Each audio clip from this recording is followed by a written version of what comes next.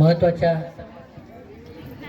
उपासक उपासिका, महत्त्वाच्या उपासक उपासिका ज्या शांत बसू शकतात,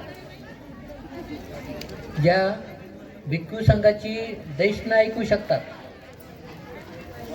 ज्या महत्त्वाच्या उपासक उपासिका अत्यंत सदायुक्त चित्ताने धम्मदेशना ग्रहण करून भिक्खू संघाकडून काही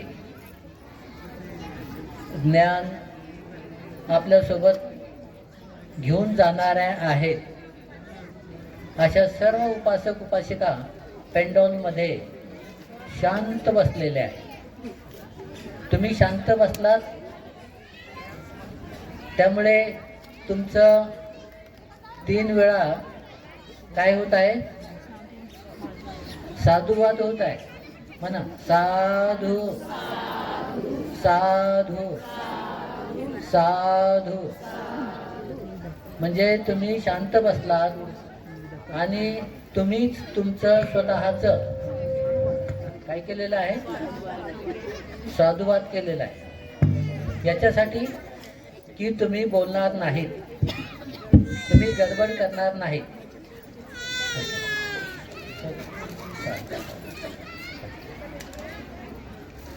तुम्ही बोलणार नाही, तुम्ही गडबड करणार नाही, तुम्ही कार्यक्रमाची शोभा वाढवणार आहात. तर त्यासाठी अतिशय शांतपणे तुम्ही प्रवचन ऐकणार आहात. तुमच्यासाठी भंतेजी कुठून कुठून आलेले आहेत, कोणत्या कोणत्या गावातून, कोणत्या कोणत्या जिल्ह्यातून येथे आलेले आहेत. कशासाठी? तुमच्या पुण्यकर्माचं अनुमोदन करण्यासाठी, तुम्हाला साधुवाद देण्यासाठी, तुम्हाला धन्यवाद देण्यासाठी, तुम्हाला धम्मामध्ये प्रतिष्ठित करण्यासाठी, शिलामध्ये, समाधीमध्ये, प्रज्ञेमध्ये प्रतिष्ठित करण्यासाठी अत्यंत विद्वान असे भंतेगण या ठिकाणी आलेले आहे. एवढंच नव्हे तर तुम्हाला आशीर्वाद देण्यासाठी येथे संघामध्ये थायलंडचे भंतेजी उपस्थित आहेत. दिसत आहेत तुम्हाला? कुठे बसलेले आहेत? कुठे बसलेले आहेत? ते तुमची भाषा शिकलेले आहेत.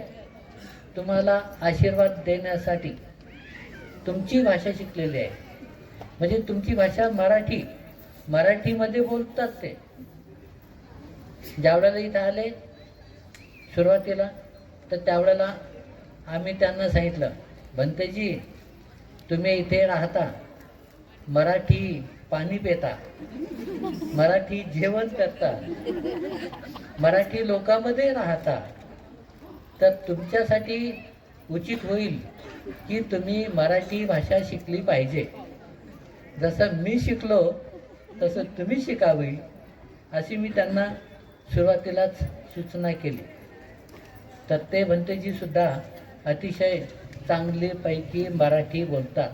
कधी कधी मी पण गडबडून जातो मराठी बोलताना, पण ते नाही गडबडत, छान बोलतात. तर त्यांची मराठी देशना तुम्हाला ऐकायची आहे का?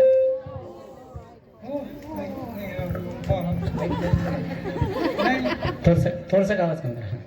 माईक थोडंसं व्यवस्थित करा. तुम्ही जास्त नको बोलू. तर त्यांची धम्मदेशना ऐकायची आहे तुम्हाला? खरंच? थाईमध्ये बोलले तर बरं, ठीक आहे, मराठीमध्येच बोलायला सांगतो त्यांना.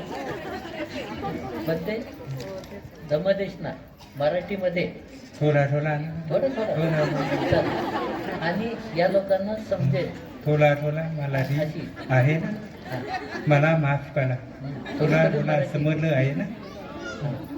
थोडा थोडा धम्मदेशना, कमी कमी धम्मदेशना खूप उपयुक्त आहे ना. हो, खूप उपयुक्त आहे. कमी कमी धम्मदेशना मोठा जास्त उपयुक्त आहे. तुम्ही प्रयत्न करता शीलामध्ये, समाधीमध्ये, पंजामध्ये खूप सुंदर आहे. 5 पंचशीला खूप सुंदर आहे ना.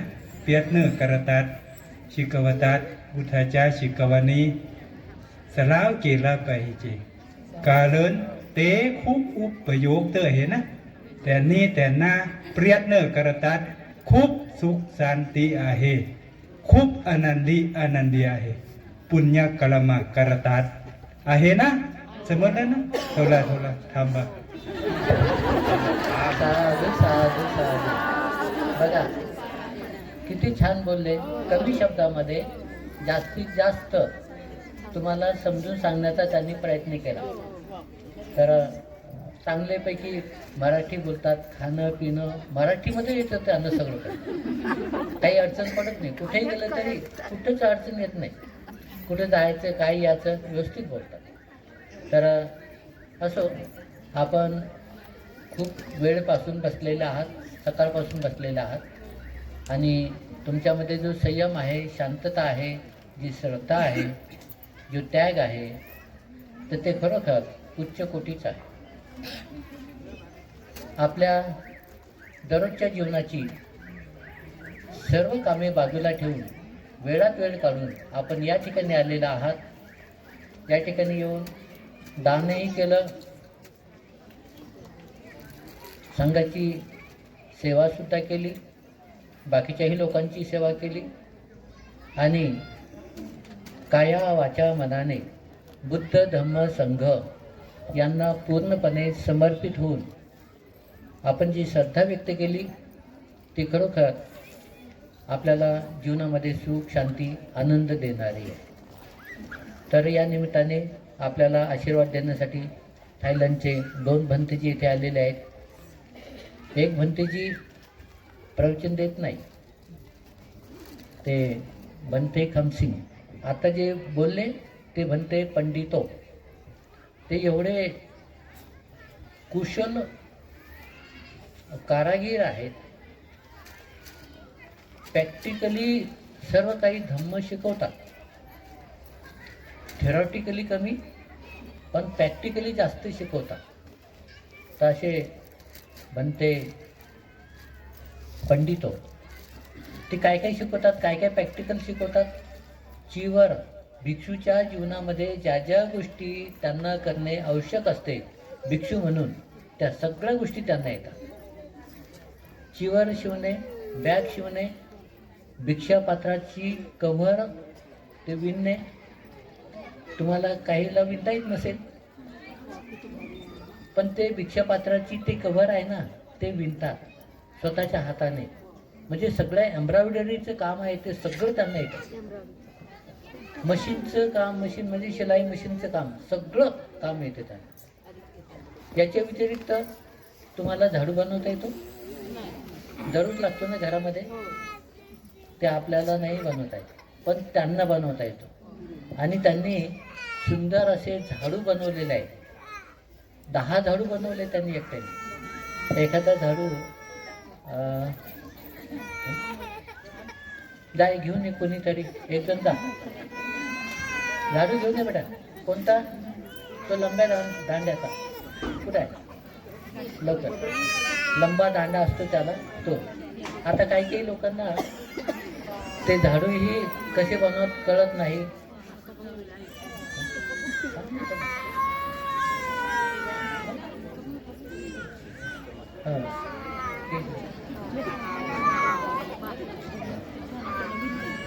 बघा हा झाडू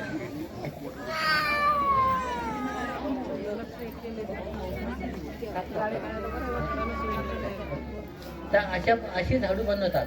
हा एका दुसऱ्या सामनेरानं बनवलेला आहे. हा तेवढा मजबूत नाही,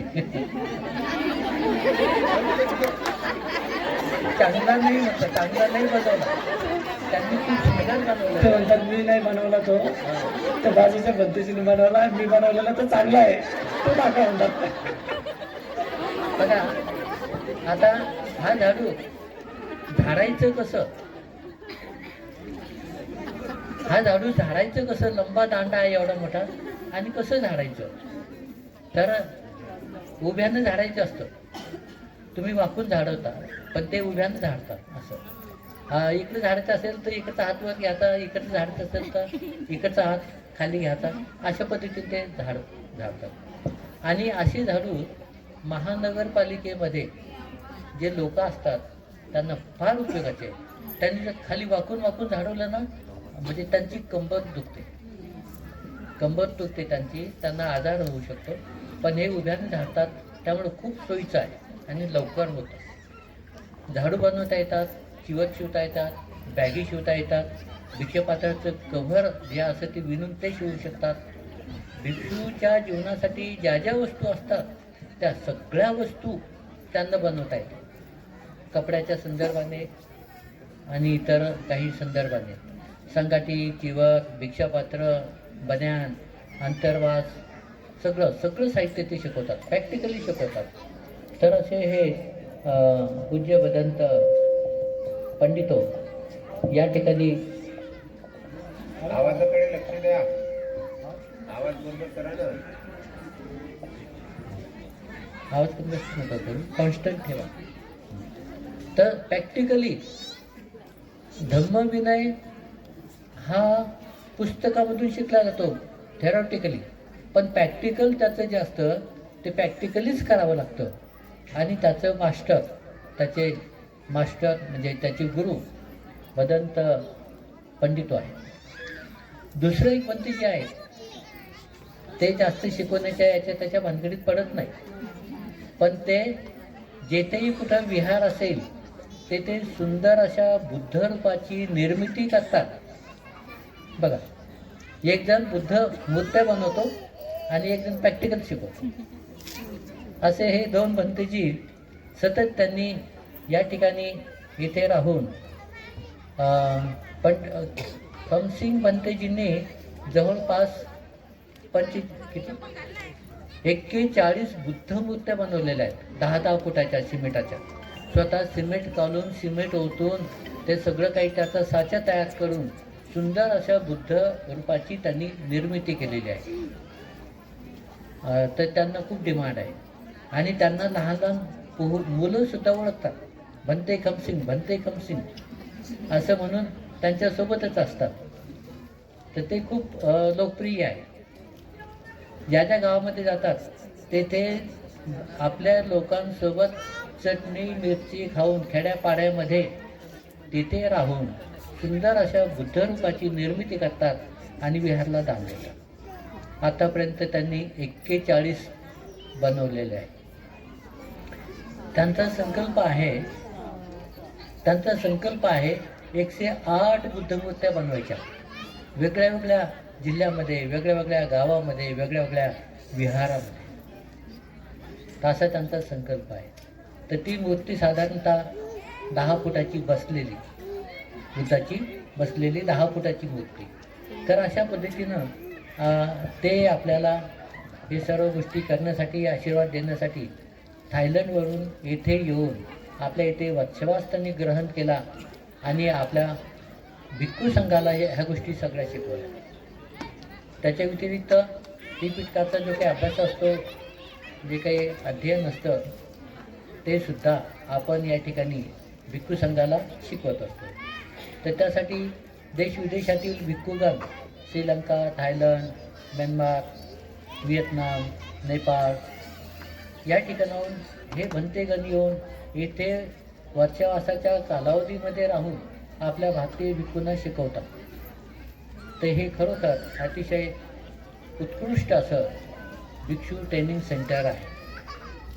त्याचा लाभ आपल्या भारतीय भिक्खू संघाला होत आहे.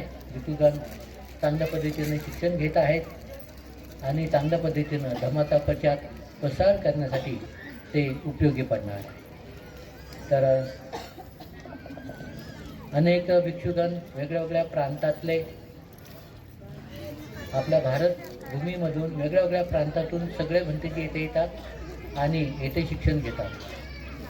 मागच्या वेळेला 85 भिक्षू त्यांनी प्रथम वर्षवास इथे केला. किती? 85. सतत 1 वर्ष इथे राहून धर्माचा अभ्यास केला आणि आपापल्या प्रांतामध्ये जाऊन तेथे त्यांनी धर्माचा प्रसार केला. तर अशा पद्धतीनं या भिक्षू ट्रेनिंग सेंटरमध्ये विपश्यना, बौद्ध संस्कृती, बौद्ध इतिहास, त्रिपिटकाचा अभ्यास, इथे शिकवला जातो आणि भिक्खूंचं जे काही कर्तव्य जबाबदारी असते ते पार पाडले जाते.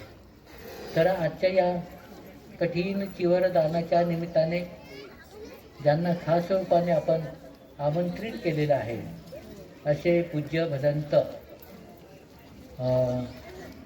सुमन वर्ण हे म्हणते महाथेरो आहे आणि ते विपश्यना चांगल्या पद्धतीने शिकवतात. धम्मदेशनासुद्धा खूप चांगल्या पद्धतीने देतात. वेळ जास्त झालेला आहे तरी पण आपण त्यांची धम्मदेशना ऐकणार आहोत. आपल्याला आज दिवस माळवला तरी चालेल. आपल्याला इथे हायमास आहे, हायमास लावतो आपण लाईटासाठी. अंधाराची गरज म्हणजे काळजी घेण्याची काही चिंता नाही. तर मी भदंत सुमन वर्ण यांना सूचना करतो की त्यांनी आपली कठीण जीवनदानाच्या निमित्ताने धम्मदेशना देऊन आपल्या सर्वांवरती अनुकंपा करावी ही त्यांना सूचना आहे.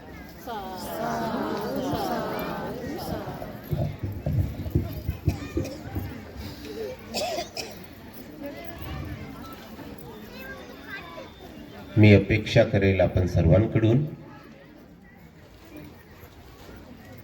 आपण इथे धम्मदेशनेला ग्रहण करण्यासाठी बसलेले आहात तेव्हा आपण सर्व आपल्या चेतनेने ही धम्मदेशना ग्रहण करू शकणार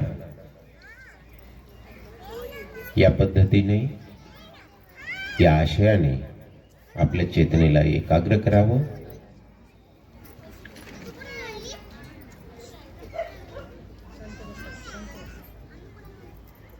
अपमादो अमतं पदं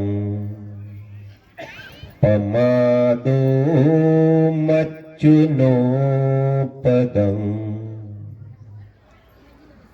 अपमत्ता नमीयन्ति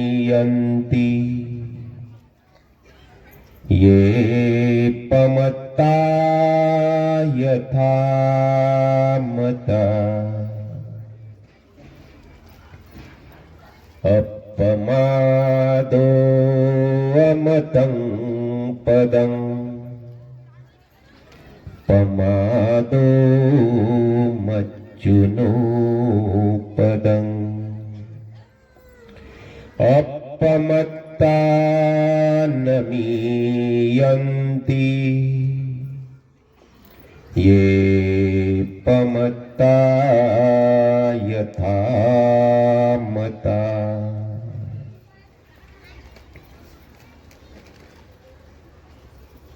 अप्रमाद अमृताचे पद आहे. जागरूकता हे अमृताचं पद आहे. प्रमाद बेहोशी हे मृत्यूचं पद आहे, मृत्यूवत आहे. अपमत्ता नमीयंती जे अप्रमत्त आहे, जे जागरूक आहे ते कधीही मरत नाही. ये पमत्ता यथामता जे बेहोश आहे बुद्धांच्या मते ते जिवंत असूनही मेल्याप्रमाणे आहे. म्हणून आपण आपलं जीवन जागरूकतेने यापन करणे अत्यंत महत्वाचं आहे. बुद्धाच्या धम्माची संपूर्ण शिकवण जर कोणत्या एका शब्दामध्ये आपल्याला एकवटायची असेल तर तो शब्द आहे बुद्धांचा अप्रमाद. ज्या एका शब्दाने निर्वाण प्राप्त करण्याचा मार्ग सुलभ होत असतो तो एक शब्द आहे अप्रमाद. ज्या एका शब्दाने बोधिसत्व बुद्धत्व प्राप्त करत असतात तो शब्द आहे अप्रमाद. आणि म्हणून बौद्ध लोकांमध्ये बौद्ध भिक्षूंमध्ये अप्रमादाचं जीवन, जागरूकतेचं जीवन सर्वश्रेष्ठ जीवन आहे.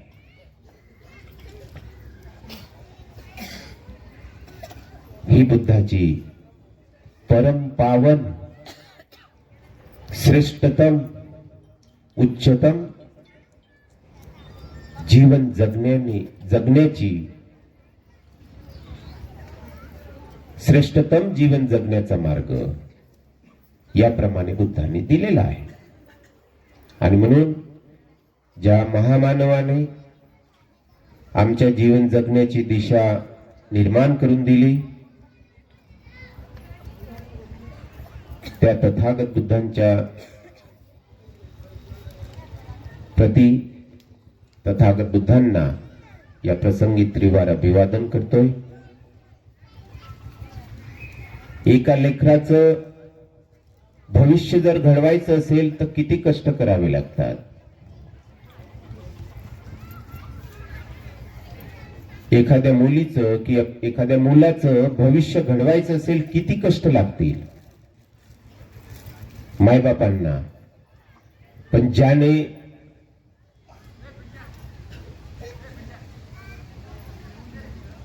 एक संविधान लिहिल्याने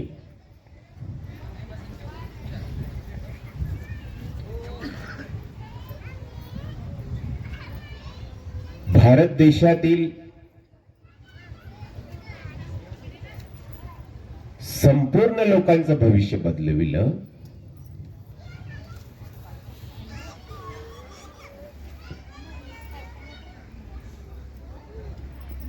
त्याचबरोबर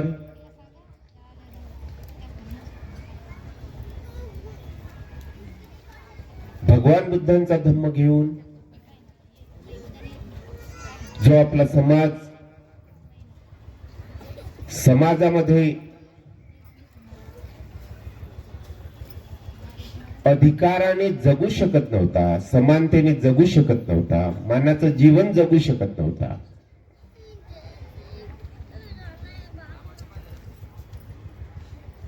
नुसता एक बुद्ध धम्म घेतल्यामुळे, एक जीवन पद्धती आपल्याला दिल्यामुळे आपण सर्वांचं जीवन सुलभ झालं, आपण सर्वांचं नशीब बदललं.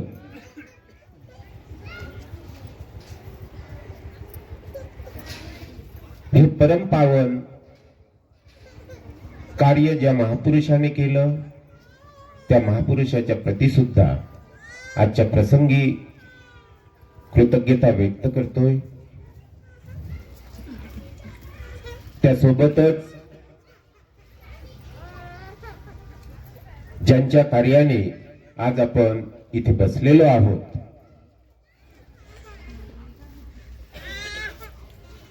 आणि ज्यांच्यापासून आम्हाला सुद्धा एक मोठी प्रेरणा मिळत असते, तर आजच्या या संपूर्ण कार्याचे प्रणेते, आम्हा सर्वांना एक नवीन भिक्षू संघाला सुद्धा एक नवीन दिशा देणारे, आम्ही त्यांना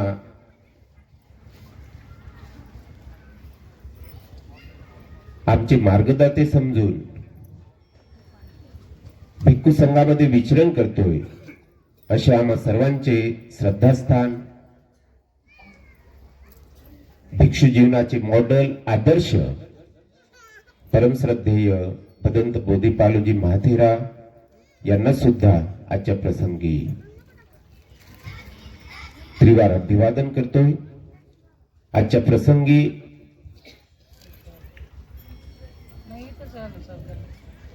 मंचावर उपस्थित सर्व भिक्खू संघ, त्यासोबतच अत्यंत श्रद्धापूर्वक आणि आपलं पुण्य घडावं या उद्देशाने उपस्थित झालेले सर्व श्रद्धा संपन्न उपासक आणि उपासिका, आजचा दिवस आपण कठीण चिवर दानाचा दिवस म्हणून संपन्न करीत आहोत.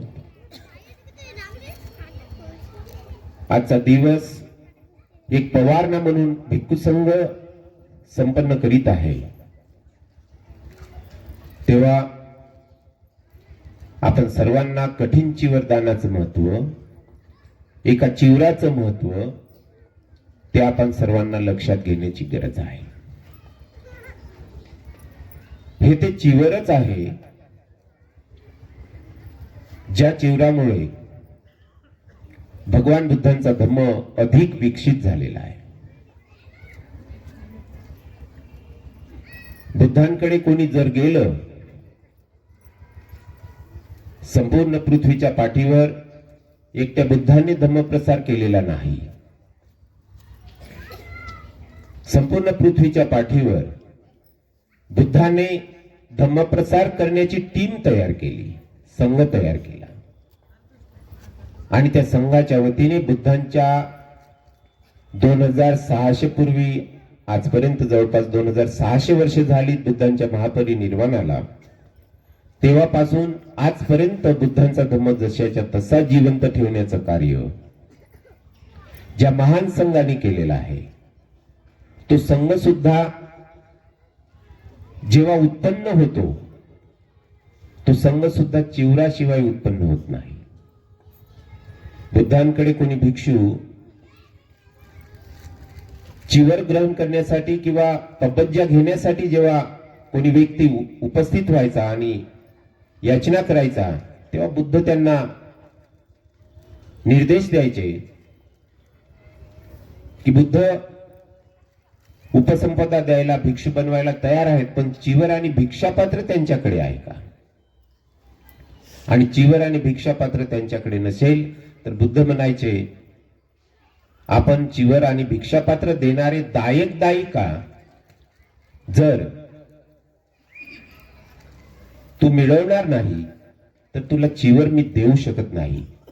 आणि तुमच्याच प्रमाणे जसं आज तुम्ही चिवर दान दिलं, तसं एखाद्या भिक्षूला चिवर ग्रहण करायचं आहे, पपज्जा घ्यायची आहे, उपसंपदा घ्यायची आहे, त्याला चिवर दान देणारा उपासक, दायक माता किंवा दायक पिता मिळाला नाही तर तो पपज्जी सुद्धा होऊ शकत नाही. आणि म्हणून इथे एक सूत्र, एक संबंध तयार होतो की एका भिक्षूलाही चिवर धारण करायचं असेल, एका भिक्षूला भिक्षू बनायचं असेल तर त्याच्या सर्वात मोठा वाटा तुम्हा उपासक उपासिकांचा आहे.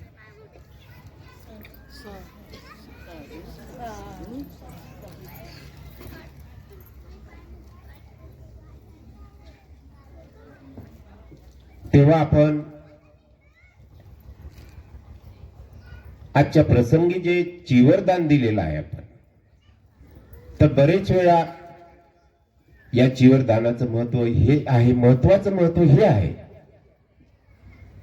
की आपण जर चिवर दिलं तर त्या चिवरातून एक भिक्षू उत्पन्न होतो.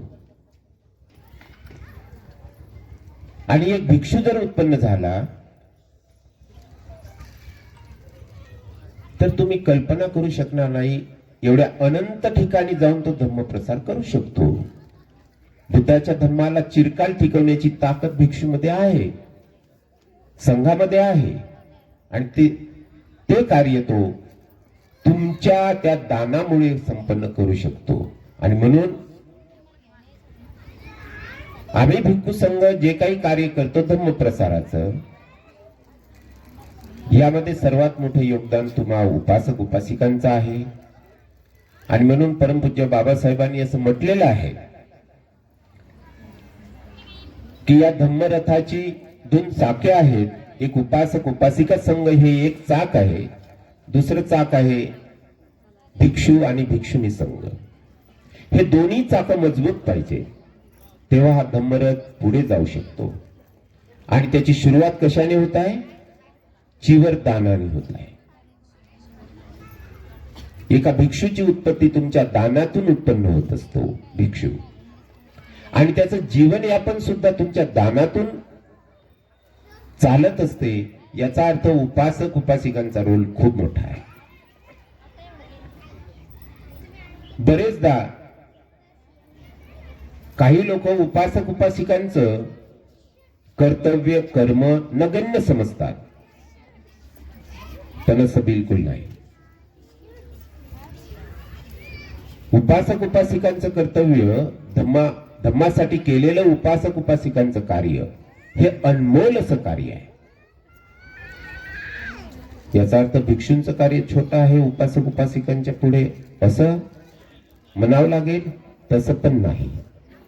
याचाच अर्थ तुम्ही जसाही भिक्षू तयार केला, भिक्षू बनवण्यासाठी जर तुम्ही दायक माता किंवा दायक पिता बनले, चिवरदान दिलं, तर तो भिक्षू तुमच्या चिवराने तुमच्या चिवराला परिधान करून तो तथागताच्या धम्माला कुठे पोहोचवेल, किती लोकांना सुखी करेल याचा अंत नाही. आणि म्हणून आपण सर्वांचं कर्तव्य सुद्धा उपासक उपासिकांचं कर्तव्य धम्मामध्ये छोटस नाही, आपण जबाबदारी घेतली पाहिजे. आपण सर्वांनी स्वीकार केला पाहिजे की बुद्ध धम्माला जिवंत ठेवण्याची जबाबदारी सुद्धा उपासक उपासिकांची आहे. आणि हे आपण जबाबदारी स्वीकारली पाहिजे. जसं आम्ही धम्मप्रसाराची जबाबदारी स्वीकारतोय, त्याचप्रमाणे उपासक उपासिकांनी धम्मप्रसाराची जबाबदारी स्वीकार करण्याची गरज आहे. म्हणून एका साध्या चिवराचं, तुमच्या दान देण्याच्या एका चिवराचं किती मोठं भविष्य आहे, त्याचे परिणाम काय आहेत, त्याचे निष्कर्ष पुढे काय निघतील, खूप मोठे आहेत. हे मी इथे स्पष्ट केलं. त्यासोबतच आज कठीण चिवर आपण देतो आहे. कठीण चिवरची भिक्षू संघाने विधी केली, त्यानंतर ते कठीण बनलं. कठीण त्याला त्यासाठी म्हटलं जाते की पहिली गोष्ट चिवरच कठीण आहे, त्याला परिधान करणे कठीण आहे. सर्व लोक परिधान नाही करू शकत. परिधान केले तर त्या चिवरात राहील याचा भरवसा नाही, कमी आहे. आणि चिवरात राहील तर तो व्यवस्थित राहतो की नाही तो पण भरोसा कमी आहे. म्हणून कठीणच आहे चिवर. चिवर कठीण आहे, त्याचे जीवन यापन करणे कठीण आहे. या अर्थाने चिवर कठीणच आहे. पण त्यापुढे सुद्धा चिवर कठीण तेव्हा कठीण होत असते जेव्हा उपासक उपासिका त्याला अजून कठीण बनवतात. काय कठीण करतात? मी ब्रह्मदेशामध्ये आणि अरुणाचल आसाम मध्ये एकदम त्यांनी बुद्ध धम्माच्या शुद्ध परंपरा जिवंत ठेवल्या, तिथे बघितलं. आजच्या दिवशी म्हणजे कालच्या रात्रीला त्यांचा एक प्रोग्राम असतो उपासक उपासिकांचा, त्याच्यात भिक्खू बिलकुल इन्व्हॉल्व नसतात. तो प्रोग्राम काय असतो की एकाच दिवशी सूत तयार करतील, एकाच दिवशी त्याच दिवशी 24 तासाच्या आतमध्ये सूत तयार करतील. 24 तासाच्या आतमध्ये त्या सुताचा कपडा विणतील, चिवराचा कपडा विणतील आणि त्याच चिवराचा विणलेला हा कपडा त्या 24 तासाच्या आतमध्ये चिवर बनवतील. त्याला नंतर 24 तासाच्या आतमध्येच कलरिंग करतील आणि सुंदर चिवर तयार करून त्या 24 तासाच्या आतमध्येच भिक्षू संघाला दान करतील. तर कठीण आहे का? आणि म्हणून उपासक उपासिका, मी नहरकटिया तिनसुकिया डिस्ट्रिक्ट मध्ये एक नहरकटिया नावाचं नहरकटिया विहार आहे, नहरकटिया गाव आहे, तिथे बुद्ध विहार आहे. तिथे एक प्रोग्राम होतो. तुम्ही जेवढ्या संख्येने उपासक उपासिका इथे उपस्थित आहे, जवळपास याच्यापेक्षा दुप्पट उपासक उपासिका आपल्या घरून प्रत्येक उपासक उपासिका हातमाग यंत्र घेऊन येतात. चिवर बनवण्याचं यंत्र, कपडा बनवण्याचं यंत्र, आणि मोठ्या ग्राउंड मध्ये बसतात. हे सर्वात मोठं कॉम्पिटिशन असते कठीण चिवरचं तिथे. आणि मोठ्या ग्राउंड मध्ये बसतात आणि 24 तासाच्या आतमध्ये जी महिला बनवेल, तर अनेकांनी बनवलं, त्यामध्ये जिचं सर्वात उत्तम बनलं ते चिवर मग भिक्षू संघाला दिलं जाते. आणि अशा पद्धतीने त्या चिवराला उपासक उपासिकाच्या वतीने कठीण बनवण्यात आलं. त्यासोबतच नंतर ते चिवर जेव्हा संघाला मिळतं तेव्हा संघापुढे सुद्धा एक कठीण प्रश्न उत्पन्न होतो. कठीण प्रश्न उत्पन्न होतो की हे चिवर धारण करण्याची ताकद कोणत्या भिक्षूमध्ये आहे? कोण एवढा पवित्र आहे? कारण एवढ्या मेहनतीने उपासक उपासिकांनी बनविलेलं आहे. मग एवढी मेहनत ज्यांची उपसली आणि मूर्खासाठी चिवर जाईल, ज्याचं आचरण अधिक शुद्ध नसेल आणि ज्याचं आचरण शुद्ध असेल त्याला जाणार नाही, तर कठीणता उरणार नाही. म्हणून संघापुढे मोठा प्रश्न असतो की आता हे चिवर द्यायचं कोणाला. मग संघामध्ये सभा होते, मग संघ ठरवतोय कोण भिक्षू उत्तम आहे, विनयात कोण अधिक उत्तम आहे, श्रेष्ठ आहे, आचरणामध्ये कोण अधिक श्रेष्ठ आहे, उत्तम आहे, कोण इमाने इतबारे बुद्ध शासनासाठी वाहून घेतलेला आहे, कोणाचं कार्य अधिक आहे बुद्ध शासनासाठी. या सर्व गोष्टीचा विचार करण्यात येते आणि त्या भिक्षूला संपूर्ण संघ ते चिवर देत असते. कठीण झालं ते मिळणं, किती कठीण झालं. एक साऱ्यालाच मिळते का कठीण? चिवरदान मिळतं सर्वांना, सर्वच भिक्षूंना, पण कठीण सर्वच भिक्षूंना मिळेल का? संघासाठी एकच असतंय आणि त्यामधून ते एकालाच जाणार आणि ते संघाला त्याच्यासाठी सभा घ्यावी लागेल, निश्चित करावं लागेल, धम्म चाचपडावं लागेल, कोणामध्ये अधिक धम्म आहे. आणि अशा पद्धतीने तुमच्या वतीने ते कठीण परिस्थितीत बनवण्यात आलं. त्याला अधिक मजबूत आहे, ते कठीण आहे म्हणजे मजबूत आहे.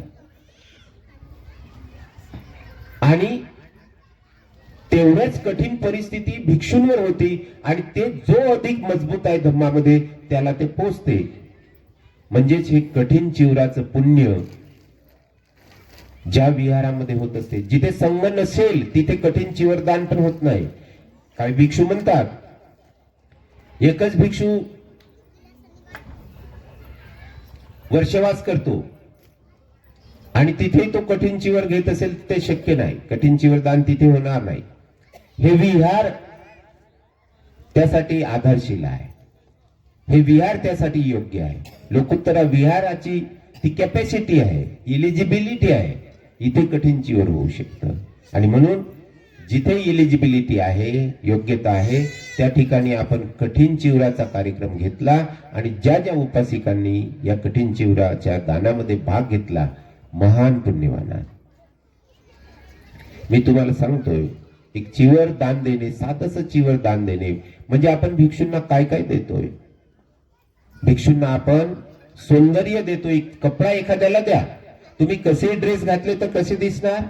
बरोबर दिसणार नाही. तुमची प्रतिमा धूमिळ होईल. म्हणजे कपडा सुद्धा आपली प्रतिमा उंचावते किंवा खाली ओढते. त्याचप्रमाणे भिक्षूंचं चिवर सुद्धा, त्याची चिवर घालण्याची पद्धत सुद्धा हे त्याची प्रतिमा खाली किंवा वर करत असते. म्हणून भिक्षूंना चिवर दान दिलं म्हणजे काय दिलं तुम्ही? सौंदर्य दिलं. त्यानंतर चिवर भिक्षूंचं प्रोटेक्शन करते रोगांपासून. अधिक थंडी लागू देणार नाही, अधिक ऊन लागू देणार नाही. समजा उन्हेमध्ये कपडे न घालता उभे राहून पहा, फार ऊन झोंबेल, पण चिवर अंगावर पांघरलं असेल तर ऊन झोंबणार नाही, अधिक थंडी लागणार नाही, अधिक उष्णता लागणार नाही. डास मच्छरांपासून त्याचं रक्षण होईल, थंडीपासून रक्षण होईल. या पद्धतीने तो निरोगी राहील. म्हणजे तुम्ही भिक्षूंना काय दिलं? स्वास्थ्य दिलं. आणि म्हणून चिवराचं दान, पैसे किती द्या तुम्ही, पण पैशाचे चिवराचं काम पैसे करत नाही, पैशाचं काम चिवर करणार नाही. पैसे हजारो आहे पण आपल्याजवळ कपडा नसेल तर उपयोग नाही.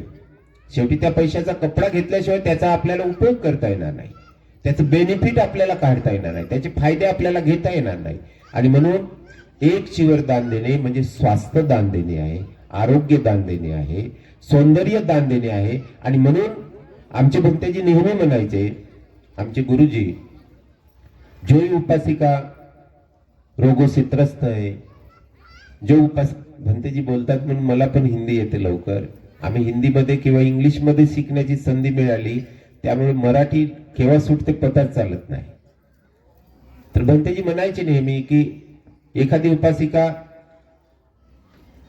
आरोग्य बरोबर नसेल, एखाद्या रोगाने खूप ग्रस्त आहे किंवा खूप परिस्थितीने गांजली असेल, काही परेशान असेल किंवा एखादा परिवार परेशान असेल, तेव्हा भंतेजी म्हणायचे, आप अच्छे भिक्षु के पास जाओ और उनको अच्छा चिवर एक दान कर दो, आपका ये जो दुख चल रहा है वो समाप्त होगा. आणि हे सत्य आहे. आणि म्हणून चिवराचं दान सिंपल दान नाही, जे आपण लोकांनी आज इथे एवढ्या लोकांनी चिवरदान दिलं. प्रत्येक व्यक्तीने चिवरदान दिलंच पाहिजे जीवनामध्ये एकदा तरी. खूप महत्वाचं आहे. आणि का दिलं पाहिजे तर भगवंताच्या काळातील एक इन्स्टंट उदाहरण आपल्याला मिळते की एखादा माणूस भगवान बुद्धांकडे गेला की म्हणते भगवान मला चिवर द्या, प्रपंच घ्यायचे आहे. बुद्धांनी त्याला म्हटलं की बाबा तुला दायक जो असेल त्याच्याकडून चिवर घे आणि मी तुला चिवर द्यायला तयार आहे. त्याच्याजवळ दायक नव्हते तेव्हा बुद्ध म्हणतात त्याला की जा तू शोधून आण कोणीतरी दायक जे तुला चिवर देतील. तो शोधायला जातो की मला कोणीतरी चिवर द्यायला तयार व्हा, पण त्याचं समजा जीवनामध्ये कधीच त्याने चिवर दिलं नसेल तर तो तिकडेच जातो, तिकडेच मरून जातो, पण चिवर घेण्याची संधी मिळत नाही शेवटपर्यंत. बघा, पण ज्याने चिवर दानाचं अनेक वेळा पुण्य केलं असेल, बुद्ध शासनामध्ये म्हटलं जातं की एखाद्या व्यक्तीला चिवर घ्यायचं असेल, पबज्जा घ्यायची असेल आणि त्याचं चिवर दानाचं अनेक वेळा पुण्य संपादन असेल, त्याने आपल्या जीवनात अनेक वेळा चिवराचं दान दिलं असेल, त्याला एका चिवराची गरज आहे, त्याला 10 दायक तयार मिळतील.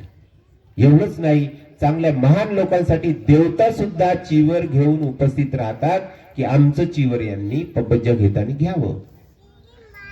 इतकं सुंदर कठीण चिवर आणि चिवराचं महत्व आपल्या बुद्ध शासनामध्ये आहे. कारण या चिवराच्या बळावरच बुद्ध शासन टिकून आहे असं म्हणणे वावगं ठरणार नाही. आणि म्हणून आज आपण सर्वांनी महान पुण्य संपादन केलेलं आहे. यामध्ये कोणीही थोडीशी शंका ठेवू नका की आपण गेलो, काय दिलं, एक कपडा देऊन आलो असं समजू नका. तुम्ही स्वास्थ्य देऊन चालले, इथे तुम्ही आरोग्य देऊन चालले, तुम्ही सौंदर्य देऊन चालले. आणि म्हणून तुमच्याही सौंदर्यामध्ये या चिवरदानाने भर पडेल, तुमच्या आरोग्यामध्ये भर पडेल. आणि म्हणून तुम्ही तुमच्या जीवनामध्ये तुमचं भविष्य सुधरवून चालले आहे. आणि म्हणून बुद्ध शासनामध्ये दिल्याने खूप मिळते म्हणतात.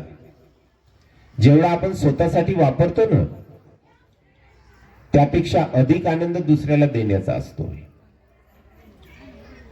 आणि देण्याचं महान पुण्य होतं. जेव्हा एखादी वस्तू तुमच्या जवळ असते तेव्हा ती एकच असते, पण जेव्हा तुम्ही देता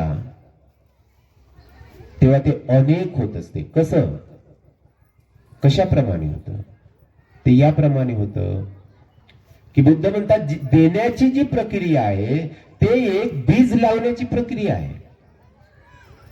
म्हणून तुम्ही मला एक आंबा दान दिला तर तो एक आंबा उरेल का नंतर? मग त्या आंब्याला मी उपयोगही करेल, त्याचं बीज एखाद्या ठिकाणी लावेल तर काय होईल? हजारो लाखो आंबे येतील. ते हजारो लाखो आंबे पुन्हा कुठेतरी दान जातील आणि त्याचं बीज रूपामध्ये रूपांतरण होईल आणि त्याचे पुन्हा झाडे होतील, करोडो आंबे तयार होतील.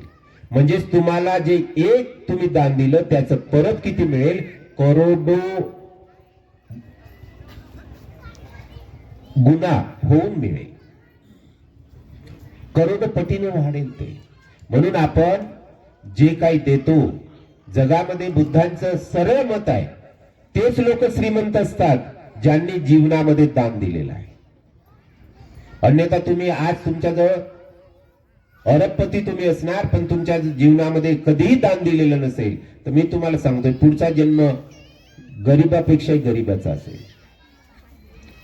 जवळ ठेवल्याने माणूस श्रीमंत होत नाही, जेवढं देतो तेवढा आपण श्रीमंत होत असतो. आणि म्हणून बुद्ध शासन एक प्रकारे देण्याचं शासन आहे. बुद्ध शासनाचं सर्वात मोठं कर्तव्य जर कोणतं करायचं आहे बुद्ध शासनामध्ये तर दान कर्म हे सर्वात मोठं कर्तव्य आहे, हे सर्वात मोठं आचरण आहे. मग द्यावं कुठं? आता तुम्ही पैसे द्यायचे आहे, 5-5 हजार रुपये दिले, 10-10 हजार दिले, कोणी 50 हजार दिले, कोणी 1 लाख दिलेले आहे, कोणी 10 लाखही दिलेले आहे. समजा हे 5 हजार आज दारू पिणाऱ्याला द्या, काय करेल तो? व्यभिचारी माणसाला द्या, काय करेल? चोराला द्या, काय करेल? नवीन गाडी घेईल, कुठून चोरी करायची आहे ते गाडीचा वापर करेल चोरी करायला. दारूला दारूसाठी वापर करेल. म्हणून प्रश्न हा पण आहे की कुठे द्यायचं? मग बुद्धांच्या संघापेक्षा अधिक पवित्र संघ तुम्हाला कुठे मिळेल? म्हणून द्यायचं आहे. म्हणून सारे लोक बुद्ध शासनामध्ये, बुद्ध शासन ज्यांना समजलं, जीवनामध्ये सदा तत्पर असतात की माझं दान काही ना काही भिक्खू संघापर्यंत आणि तेही चांगल्यात चांगल्या भिक्षूपर्यंत पोहोचलंच पाहिजे. काही अज्ञानी लोक आज कदाचित असा विचार करू शकतात, एकट्याच भंतेजीला सर्वांनी चिवर दिले, बोधीपाल भंतेजी एवढ्या चिवराचं काय करतील? एकट्यालाच दिले. पण नाही, तिथेच देणे योग्य आहे. काय योग्य आहे? ते हात असे आहेत जे सतत दुसऱ्याला वाटत राहतात. त्या हाताने योग्य ठिकाणी त्याचं विल्हेवाट होईल. म्हणजे ज्या हाताने योग्य विल्हेवाट होतं, जो अत्यंत आचरणशील आहे, हे जमा करून ठेवणारे लोक नाहीत, हे देणारे लोक आहेत. त्याच ठिकाणी काही भिक्षू असे पण मिळतील तुम्हाला, चिवर घेतील, अनेक ठिकाणाहून चिवर घेतील आणि त्याचं वेगवेगळ्या प्रकारे रूपांतरण करून विकतील पण. मग काय अर्थ उरला? म्हणून असं कधीही समजू नये की कोणालाही दिलं तर अधिक फायदा आहे. ज्याच्याजवळ, बरेचदा प्रश्न उठतो आमच्या संघामध्ये, त्या भंतेजीजवळ तर बहुत आहे, त्यांना कशाला द्यायचं? ज्याच्याजवळ नाही त्याला देऊ, ही चुकीची समज आहे. ज्याच्याजवळ नाही त्याच्याजवळ याच्यासाठी नाही की त्याने पुण्यकर्म केलेलं नाही. ज्याच्याजवळ आपण देत आहोत, ज्याच्यावर आपली श्रद्धा उत्पन्न होत आहे, तो त्यासाठी काबिल आहे, योग्य आहे, म्हणून आपण करतोय. आणि म्हणून असा गैरसमज पण आपण सर्वांनी काढून टाकला पाहिजे की एकाच जवळ का द्यायचं. ते याप्रमाणे सुद्धा आहे की घराचा जो प्रमुख असेल त्याच्याजवळ जर पैसा जमा होत असेल, सर्व जमा होत असेल, तर तो बरोबर घरामध्ये पोहोचवेल. आणि म्हणून प्रश्नच उरत नाही हा की कोणाला द्यायचं, ते प्रमुखालाच दिलं पाहिजे. चांगल्या चांगल्या लोकांना देण्याचा आपण प्रयत्न केला पाहिजे आणि जे संघासाठी झटतात त्यांनाच दिलं पाहिजे. जे फक्त स्वतःसाठी झटतात त्यांना नाही.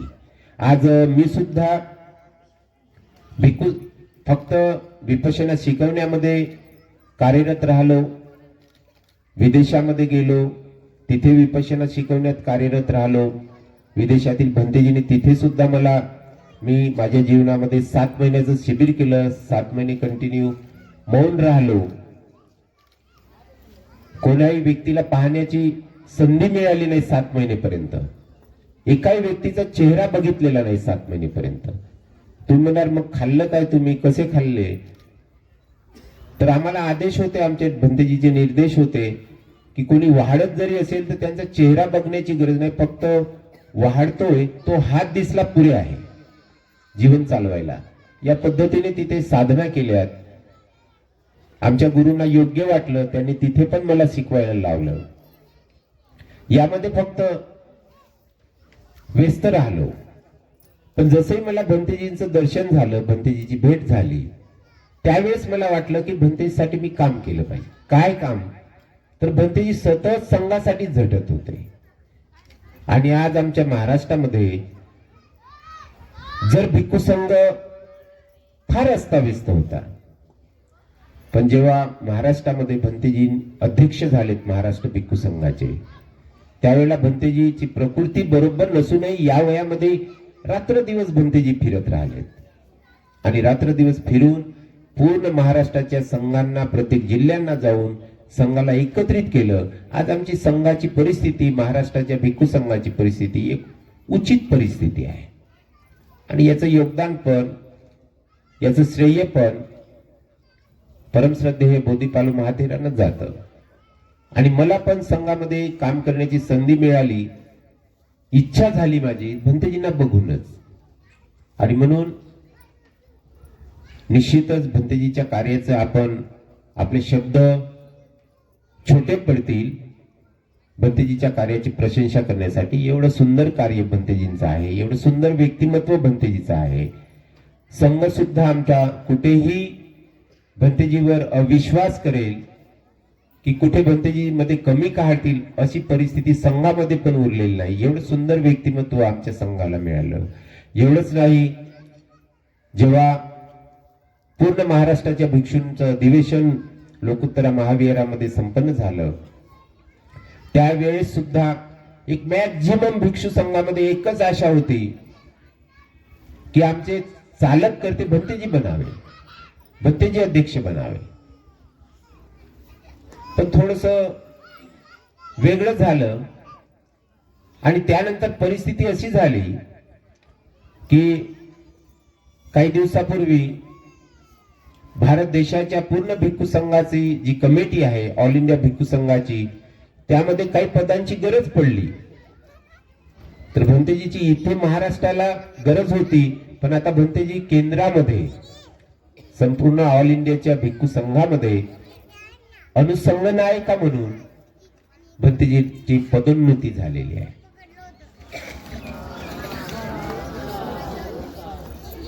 आणि ती पदोन्नती करण्यासाठी तुम्ही मी काहीच नाही केलं, नेचरनी ते काम केलेलं आहे. कोणी काही केलेलं नाही, नेचरनी काम केलं, म्हणजे धम्मानी काम केलं.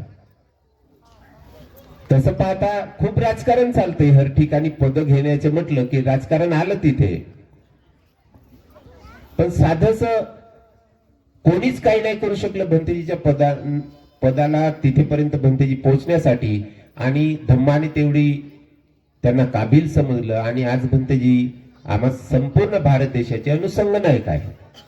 म्हणजे यानंतर जेव्हा संघनायकाचं पद खाली होईल त्यानंतर भंतेजीचीच संपूर्ण भारत देशामध्ये संघनायक पदी नियुक्ती होईल.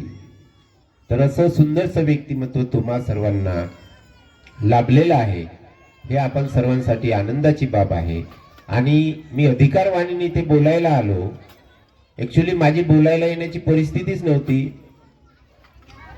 याच्या अगोदरच्या कालच्या रात्रीच्या अगोदरच्या रात्री रात्रभर मी परित्राण केलं, महापरित्राण होतं. नंतर भंतेजींचा आग्रह होता की इथे यावंच, तर रात्रभर रात्री प्रवास करत गाडी चालवत इथे आलो. आता पुन्हा 9 वाजतापासून रात्रभर तिथे परित्राण आहे चंद्रपूरला, तिथे जायचं आहे, पुन्हा जागायचं आहे. 3 रात्र कंटिन्यू जागरण आहे. आणि त्यामुळे मला अस्वस्थ पण होतं. पण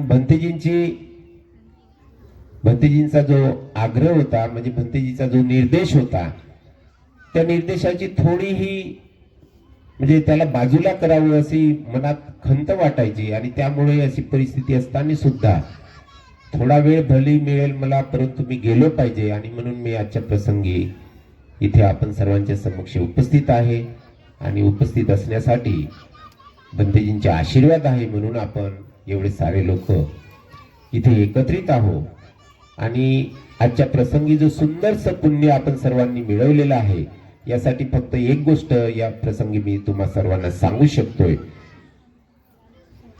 पुण्य करणे, एक गोष्ट शिकून जायची आहे तुम्हाला. पुण्य करण्यासाठी जे कर्तव्य करायचं आहे ते करणे आसान आहे, पण केलेल्या पुण्याचं फळ मिळवणे ते कठीण बाब आहे. हे दोन्ही गोष्टी अलग अलग आहे, लक्षात घ्या, स्पष्टता करून घ्या. पुण्य करणं मग करण्यासाठी एखादं कार्य करणे, जसं चिवर दिलं तुम्ही की 5,000 दिले की 50,000 दिले, हे काम करणे आसान आहे. तुमच्याजवळ असेल 10 लाख रुपये तर त्याच्यातले 1 लाख रुपये देणे आसान आहे, पण त्याचं फळ मिळवणे कठीण आहे. फळ मिळवण्याची कला ज्याला मिळाली त्याला धम्म समजला, कसं फळ मिळवायचं. म्हणून आजच्या प्रसंगी एक सरळ उदाहरण मी देऊ इच्छितो. इथे जेवढ्याही लोकांनी चिवर दिलं, सर्वांना चिवर देण्याचं समान पुण्य प्राप्त होईल का? त्याचं फळ सर्वांना समान मिळेल का? हा प्रश्न उत्पन्न होतोय. मिळेल का समान? चिवर तर त्याने दिलं, तिने दिलं, सारखंच दिलं, समान फळ मिळेल का? प्रश्न हा आहे. आणि ज्याला हा प्रश्न उकल झालेला नाही त्याला धम्म समजलेला नाही. जसं तुम्ही म्हणजे अभ्यास करणे 10वीचा की 12वीचा, तो अभ्यास तुम्ही केला, पण पास होणे महत्वाचं आहे, त्याचं फळ मिळालं पाहिजे, तर तुम्ही तुमचा अभ्यास कामाचा ठरला.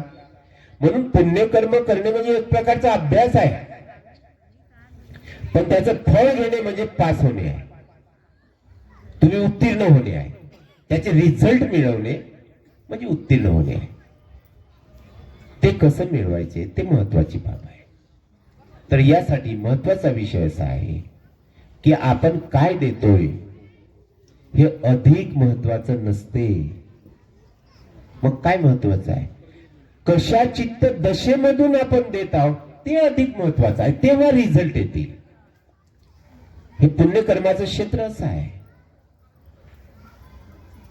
एखाद्याने 10,000 दिले, दुसऱ्याने 10,000 दिले, म्हणून दोघांनाही सारखं पुण्य फळ मिळेल. मी पुण्य सारखं मिळवू शकते, पुण्य त्याचं समान राहू शकते, फळ त्याला गेन करेल का तो त्याचं फळ? म्हणजे त्याचं सुख त्याला प्रत्येकाला सारखं मिळेल का? प्रत्येकाला सुख सारखं मिळणार नाही, पण सुख सारखं जास्त मिळू शकते. ती कला आपल्याला अवगत झाली पाहिजे. ती कला कशी अवगत करावी? तर जे काही घरून द्यायला निघतोय आपण त्यावेळेला प्रसन्न व्हावं की मला हे द्यायचं आहे आणि हे दिल्याशिवाय थांबणार नाही. संकल्प मजबूत असावा, सर्वप्रथम ही बाब. दुसरी बाब, थोडा वेळ डोळे मिटून स्तब्धता बनवावी चित्ताची. जेवढं चित्त तुमचं क्लेशाने भरलेलं असेल, क्लेशाने व्याप्त असेल, विकाराने व्याप्त असेल, त्या विकारग्रस्त परिस्थितीमध्ये तुम्ही चीवर दान देताय की अन्न दान देताय, त्याचे फळ अधिक मिळत नाही. मग काय करावं लागेल? त्यासाठी तुम्हाला शांत व्हावं लागेल. शांत कुठे व्हावं लागेल? शांत व्हावं लागेल म्हणजे चालणं बोलणं बंद करावं लागेल ते नाही. तुमच्या डोक्यामध्ये जे विचार चक्र चालू आहे, जे दूषित विचारांचा ससेमिरा सुरू आहे, तो ससेमिरा दूषित विचारांचा थांबून शांतपणे चांगल्या विचाराचा मी पुण्यकर्म करायला चालली, किती सुंदर काम माझ्या जीवनात मी करत आहे, असे काम माझ्या हातून पुन्हा पुन्हा होत. भंतेजी किती छान आहेत, आमचा धम्म किती छान आहे, किती जीवन सुंदर जगण्याची प्रेरणा याच्यातून मिळते, जीवन जगण्याचा मार्ग मिळाला, हे असे विचार असावे. तेव्हा अधिक रिझल्ट येते. आणि मग देताना मी खूप चांगलं काम करत आहे आणि माझं दान खूप योग्य भंतेजीकडे पोहोचत आहे, हे माझ्या जीवनातील सर्वात, आपल्या पुण्याला छोटं कधी मानायचं नाही, खूप मोठं समजायचं.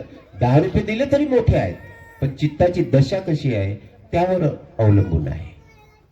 आणि म्हणून जेव्हा आपण देणार भंतेजींना, तेव्हा एवढं गदगद हृदय असलं पाहिजे, एवढं आनंदित असलं पाहिजे, मी देत आहे असं असायला नको. समजा त्याचीच फोटो होत आहे चिवर देताना, माझी होईल की नाही?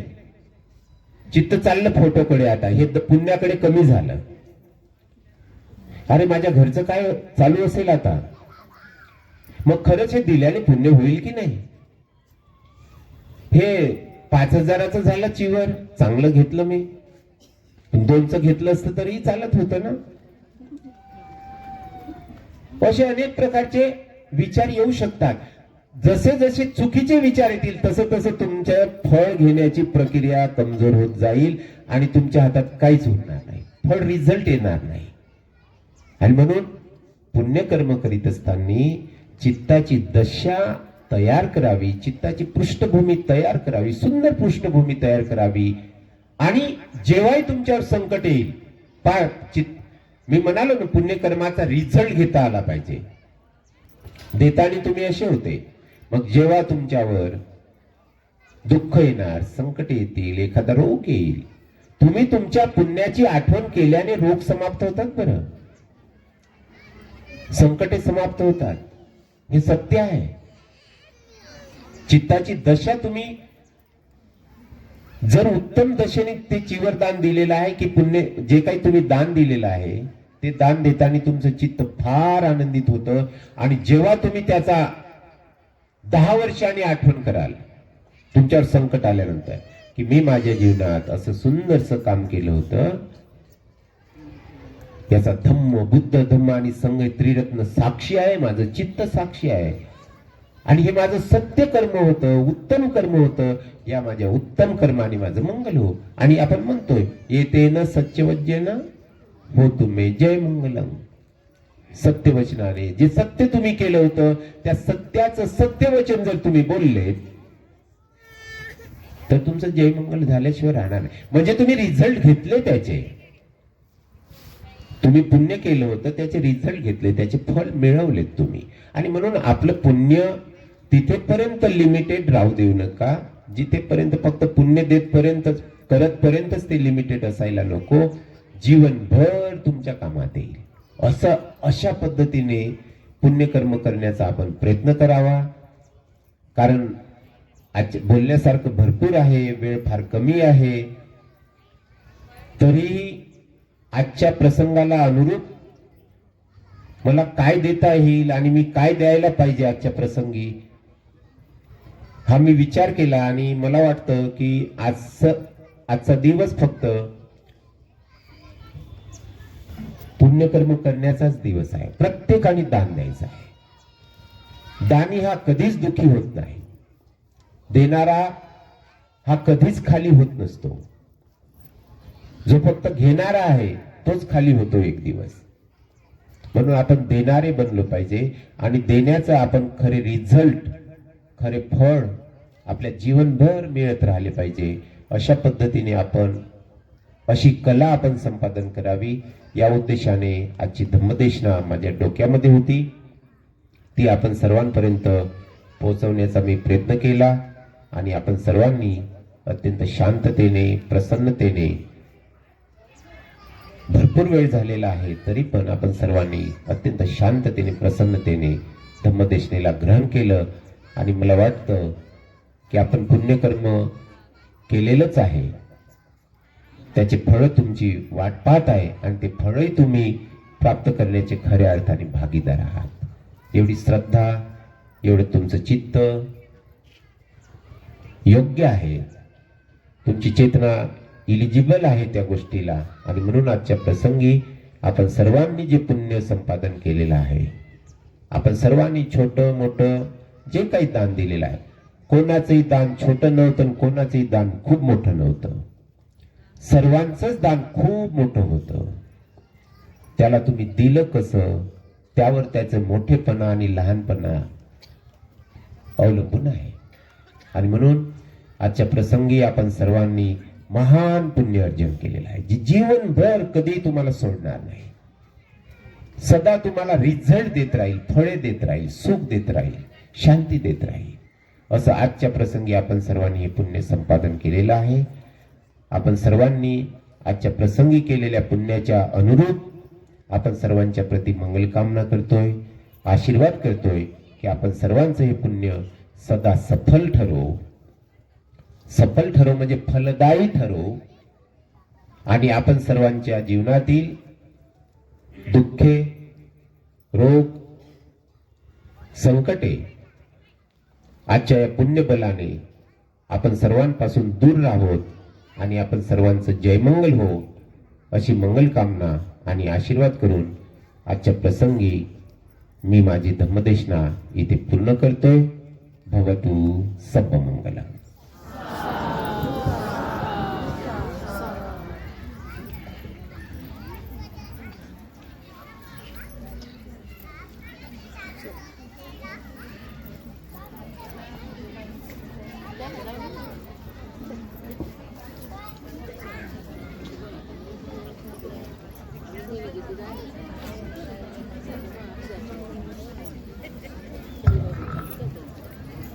यानंतर भंतेजीचाच कार्यक्रम असल्यामुळे भंतेजीलाच खूप कमी वेळ मिळाला बोलण्यासाठी. आणि प्रमुख तेच होते.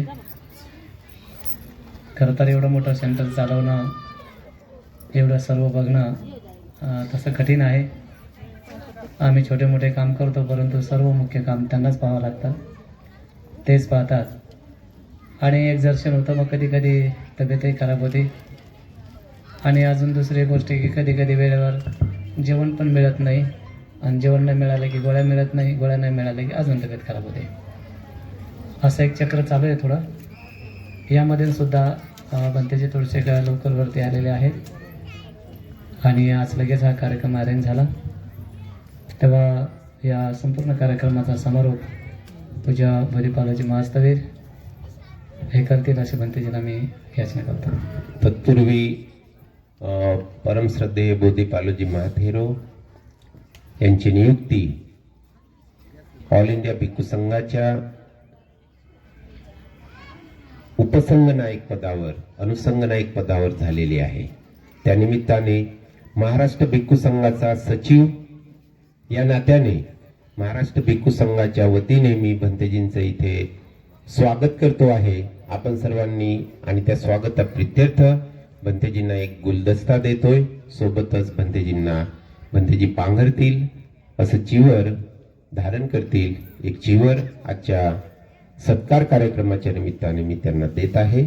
आपण सर्वांनी भंतेजींचा हा होत असलेला सत्कार आणि आपण सर्वांसाठी फार साधुमय बाब आहे, फार आनंदाची बाब आहे, तेव्हा आपण सर्वांनी साधुकार करावा. सध्याच कोणी स्टेजवरती येऊ नका. बनतेजी धम्मदेशना होईपर्यंत बनतेजी आता स्वागत करत आहेत. पूजा पदांता सुमनोजी महास्तवीर महाराष्ट्र भिक्खू संघाचे सचिव आहेत. बनतेजी पूजा बोधिपालाजी महास्तवीर यांचा गुलदस्ता देऊन चिवर देऊन स्वागत करत आहेत. आपण सर्वांनी साधुवाद द्या. थोडं बाजूला बाजूला जायचं. हां, हा इकडे बघा.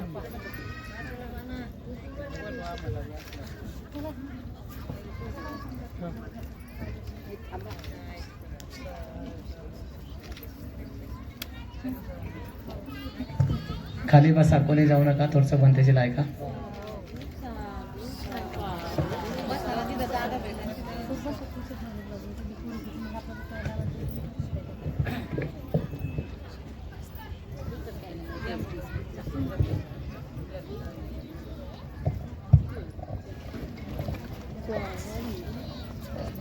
थोडी मनाची शांतता ठेवा आणि शांततेनं थोडंसं ऐका, जास्त ऐकू नका.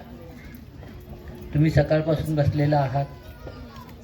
तुमच्या सहनशीलतेची कसोटी पाहणं हे काही उचित वाटत नाही. तुम्ही आताच अतिशय शांततेनं, अतिशय श्रद्धायुक्त चित्ताने, जागृत चित्ताने आपण सुंदर अशी धम्मदेशना भंतेजीची ऐकली. कठीण चिवरदान कशासाठी केला जातो, त्याचं महत्त्व काय आहे, त्याचा उद्देश, त्याचा हेतू, त्याचं फळ काय आहे, त्याचा आपल्या जीवनामध्ये कसा लाभ होतो, हे आपण सविस्तरपणे ऐकलेलं आहे.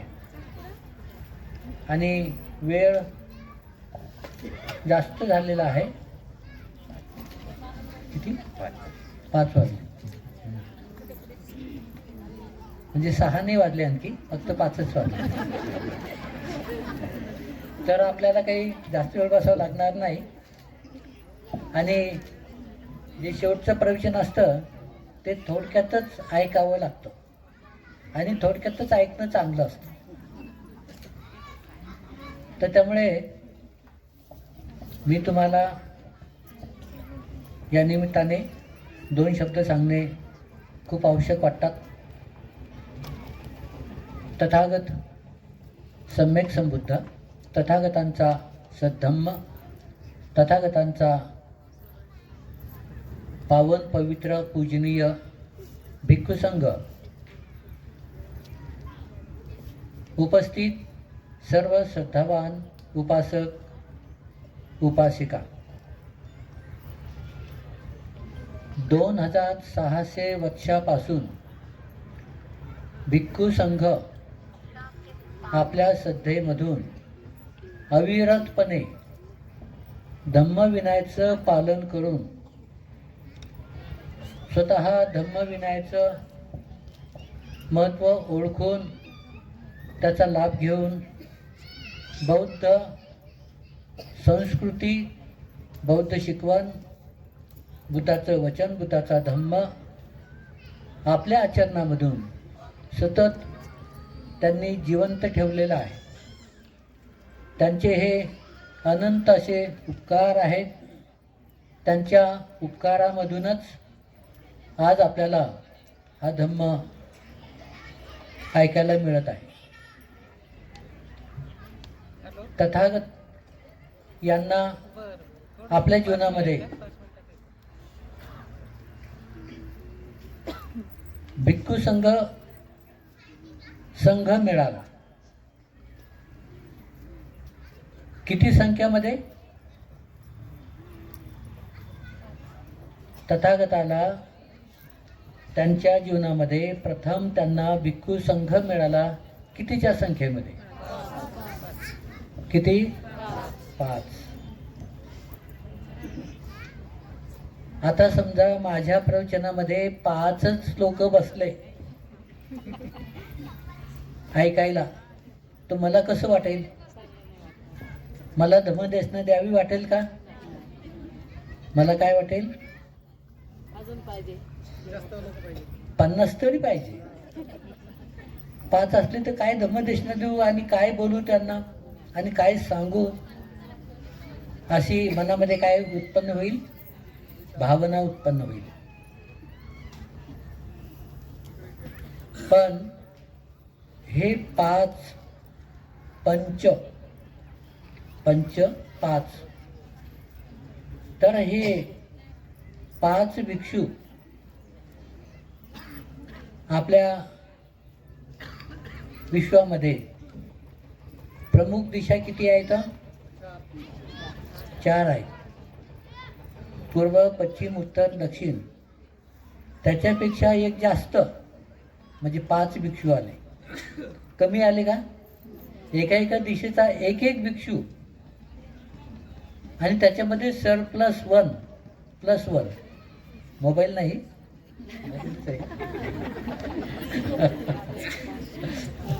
+1 काय म्हणतात ते गोष्टी वेगळी. तर असे 5 भिक्षू मिळाले तथागताला. बुद्धाने विचार केला की हे पंचवर्गीय भिक्षू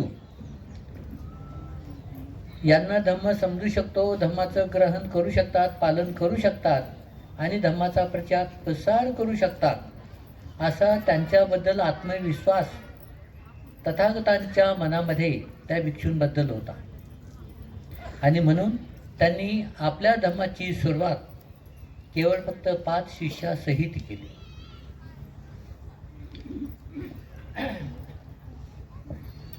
तुम्हाला कमीत कमी किती शिष्य लागतात तुमचं बजेट स्थापन करण्यासाठी, म्हणजे तुमचं फाउंडेशन स्थापन करण्यासाठी? किती लागतील? नाही माहिती. तुम्हाला तुमचा पक्ष स्थापन करायचा असेल तर किती लोक लागतात? हां, कमीत कमी तेवढे. बघा, भगवंताने हा विचार नाही केला हे 5 कमी आहेत, जास्त आहेत, हा विचारच नाही केला. हे 5 जण आहेत, हे परफेक्ट आहे, परिपक्व आहे.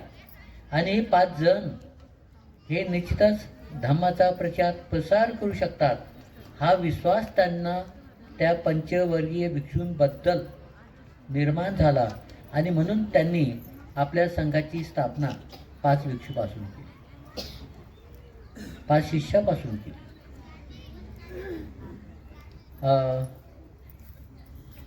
तर हे पंचवर्गीय भिक्षू बुद्धाचे पहिले शिष्य. आपल्याला आपले फक्त 5 शिष्य म्हटलं तर आपल्याला खूप कमीपणा वाटतो. आपल्याला काय वाटतं, कमीत कमी 50 लोक पाहिजे तर 500 लोक पाहिजे. त्यावेळेला प्रवचन, व्हिडिओ, फोटोग्राफ्स, इंस्टाग्राम चांगला होतो, लोकांना दाखवता येतो आणि लोक कमीत कमी पाहतील. फक्त 5च लोक त्यांनी मोजून पाहिले फोटोमध्ये तर काय म्हणतील, अरे एवढा मोठा कार्यक्रम, किती लोक होते? 5 होते. अशा पद्धतीनं आपण काय करतो, अशा गोष्टीला काय म्हणतो, एक क्षुल्लक मानतो. पण इथे संख्या किती हे महत्त्वाचं नाही, क्वालिटी किती आहे, त्यांच्यामध्ये गुणवत्ता किती आहे, कोणत्या कोटीचे, कोणत्या पदाचे ते महापुरुष आहे, हे महत्त्वाचं आहे. म्हणून वामन दादा पण म्हणतात, भीमा तुझ्या मताचे किती लोक असते, जर 5 लोक असते. म्हणजे बाबा, म्हणजे बघा, वामन दादाला सुद्धा हे 5 लोक आठवले आणि त्यांनी सुद्धा ते गाणं लिहिलं. तर हे संघ तथागतांच्या काळापासून आजपर्यंत टिकून आहे आणि त्या संघाचे येथे बसलेले सर्व सभासद आहेत, त्या संघाचे सभासद आहेत, त्या संघाचे वारसदार आहेत, हे वारसदार आहे. किती मोठी जबाबदारी, किती मोठं यांचं पुण्यकर्म, किती मोठं यांचं महान पारमिता आहे. त्या तुमच्या नाही, तेवढ्या पारमिता तुमच्या नाही. तुमच्या पारमिता किती आहेत, यांनी जे काही सांगितलं ते फक्त ऐकायचं, तेवढीच पारमिता तुमची आहे. यांनी सांगावं आणि तुम्ही ऐकावं, तुम्ही ते पालन करावं. तर हे नातं कशाचं, भिक्खू संघ आणि उपासक उपासिकांचं आहे. आणि हे नातं अत्यंत शुद्ध, पवित्र आणि निस्वार्थीपणाचं आहे. उच्चतम कोटीचं हे धम्माचं नातं आहे. भिक्खू संघ आजही अधिष्ठान करून 3 महिन्यासाठी वत्सवास संपन्न करत असतो. समाजातील काही शिकलेली लोक, ज्यांना बुद्ध धम्म संघ कळतो, समजतो, चिंतन मनन करतात, पुस्तकं वाचतात, पुस्तकं लिहितात, पुस्तकं वाचून समजून सांगतात, अशी ही लोक कधी कधी त्यांच्या मनामध्ये शंका कुशंका उत्पन्न होतात भिक्खू संघाबद्दल. आणि काही भिक्षूच्याही मनामध्ये काही शंका कुशंका उत्पन्न होतात. कोणत्या उत्पन्न होतात, ते म्हणतात, तो काळ बुद्धाचा होता, 2600 वर्षा अगोदरचा काळ होता. आताचा काळ हा वेगळा काळ आहे. मग आताच्या काळामध्ये, आताच्या वेळेस भिक्खू संघाने अधिष्ठान करून एका ठिकाणी वत्सवास ग्रहण करावा आवश्यक आहे का, असे प्रश्न विचारले जातात. कोण विचारतं, उपासकही विचारतात, काही भिक्षूही विचारतात. आता तो बुद्धाचा काळ होता, मग आताच्या काळामध्ये आपल्याला काय गरज आहे, आपण कशाला अधिष्ठान करायचं, कशाला 3 महिने एकाच ठिकाणी राहायचं, काय त्याचा फायदा.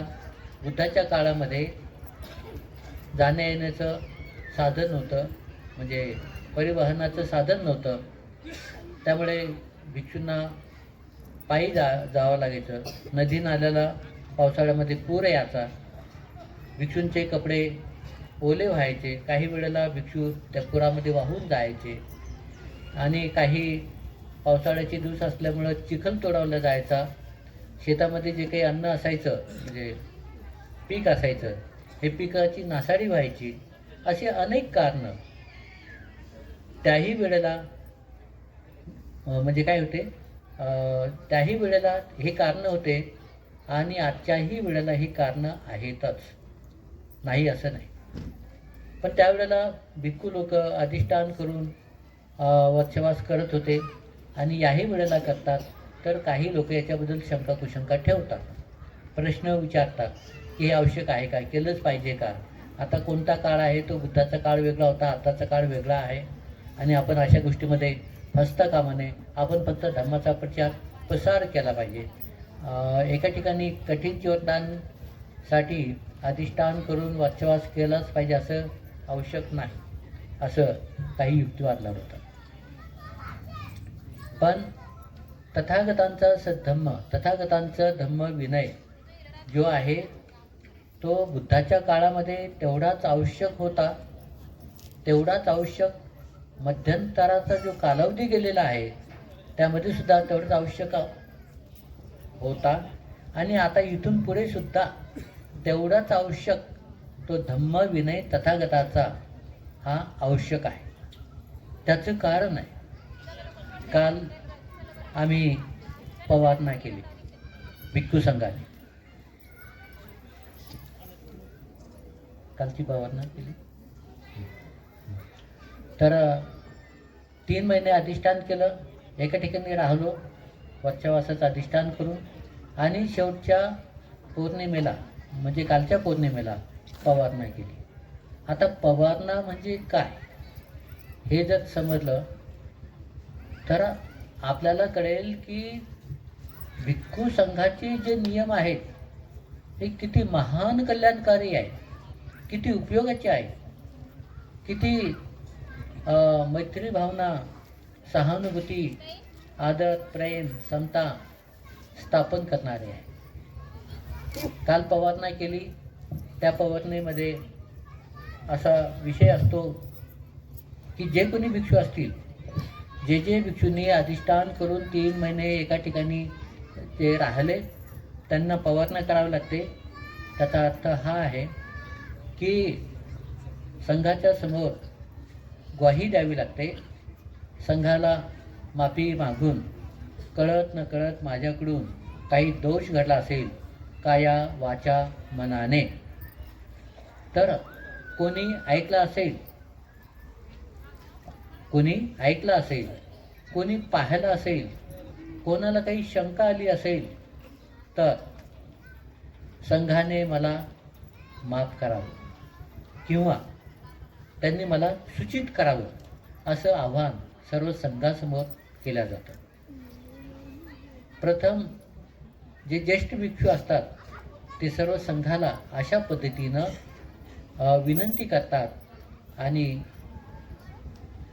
त्यांच्याकडून म्हणजे माहिती करून घेतात, माझ्याकडून काया वाचा मनाने काही दोष घडला आहे का, कोणाचं काही मन दुखावलं गेलं आहे का, कोणावरती काही जुलूम अन्याय अत्याचार झालेला आहे का, असेल तर मला सूचित करा. म्हणजे बघा ही किती चांगली परंपरा आहे. एक मोठा गुरु लहान शिष्याला पवारणा करतो. म्हणजे ही जी बाब आहे ही केवळ फक्त बुद्ध धम्माच्या भिक्खू संघामध्येच आहे, इतर कोणत्याही संघामध्ये नाही, कोणत्याही माणसामध्ये नाही, कोणत्याही गटामध्ये नाही किंवा कोणत्याही संघटनेमध्ये नाही. तिथे काय आहे, बाहेरच्या जगतामध्ये फक्त हुकूम, आज्ञा आणि रूल ह्याच गोष्टी आहेत. पण इथे संघाची शुद्धता राखण्यासाठी, संघामध्ये एकरूपता राखण्यासाठी, संघामध्ये समता प्रस्थापित होण्यासाठी, संघामध्ये मैत्रीभाव वाढविण्यासाठी, बंधुत्व वाढविण्यासाठी हे जे मूलभूत शिकवण भिक्खू संघामध्ये आहे ही किती उच्च कोटीची आणि किती फायद्याची आहे. तशाच पद्धतीनं छोटा भिक्खू सुद्धा बाकीच्या भिक्खूला वंदन करून क्षमा याचना करतो आणि पवारणा करत असतो. आता याच्यामध्ये जे सिनियर भिक्खू असतात ते प्रथम क्षमा याचना करतात, पवारणा करतात. त्याच्यानंतर ज्यांचे वर्चस्व त्यांच्यापेक्षा कमी आहे ते करतात. अशा पद्धतीनं वरच्या स्तरापासून तर अगदी खालच्या स्तरापर्यंत ज्यांचा एक वर्षावर झालेला आहे तर त्यांना सुद्धा पवारणा करावी लागते. म्हणजे अशा पद्धतीनं भिक्खू संघामध्ये एक नियम, एक शिस्त, एक विनय, एक नम्रता, एकमेकाला सांभाळून घेण्याची प्रवृत्ती ही अशा पद्धतीनं संघाच्या नियमामध्ये जोपासल्या जाते. जर हीच पद्धत